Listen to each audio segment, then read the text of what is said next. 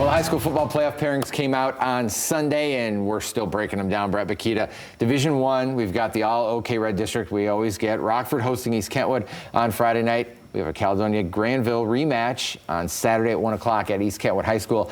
Obviously, the Rams have to be considered the favorite here because they beat all three teams in the regular season and most recently handed Caledonia their only loss on Friday night. Who's the biggest threat here to Rockford in this district? Boy, I don't know. It's real interesting to me because we've always talked about rematches and hangovers, and I don't know. I left that game on Friday night really kind of wowed with Rockford. I thought that was one of the better games the Rams have played in maybe a few years. I mean, they really wanted that and came after Caledonia. For Caledonia, how do they come off that and react? Because let's face it, both those teams, if they would have lost that game, that was their first loss of the season. So how do you respond? And Granville gave Caledonia everything they wanted, 50-40 in a shootout when they played in the regular season. So Rockford really impressed me. Caledonia, I want to see how they respond after that loss. All right, how about Division V? Grand Rapids Catholic Central is the two-time defending state champ in that division. They're three-time defending state champions overall. They go south here. So us Belding and Oak Ridge fans can rejoice because we wouldn't potentially see Catholic Central until the state semifinal. What do you see in Division V? Another similar team that we saw like Byron Center, some Grand Rapids teams going south because maybe there were just more teams there that got into the south the way this was set up, even though, as you mentioned, Oak Ridge and Belding going north.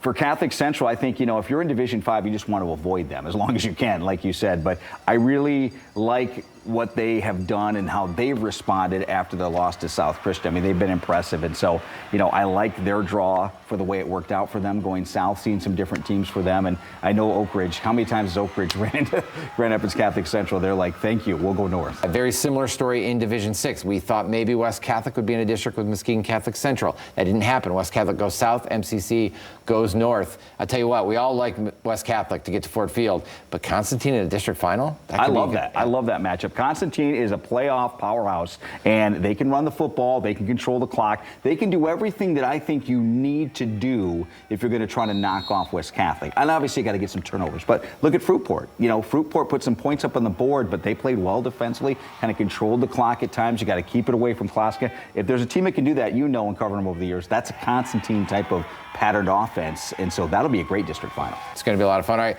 Muskegon Catholic Central go host Kent City. Winner of that would get the winner of Montague and Reed City. Reed City's had a great season. They lost early to Tri-County, but they've really played well, including Muskegon Cadillac last Friday. You know what Muskegon fans are loving because they had early exits last year. You get these matchups of Muskegon teams, then you're at least going to get someone in the region final, right? If they're in district final action, that Montague MCC game could be a fun one. And we know people in the Muskegon area, they love high school football, and they are anxious to get back to Fort Field. All right, coming up tonight on Fox 17 News at 10, Remy Monahan has a very special story out of Tri-County high school football practice.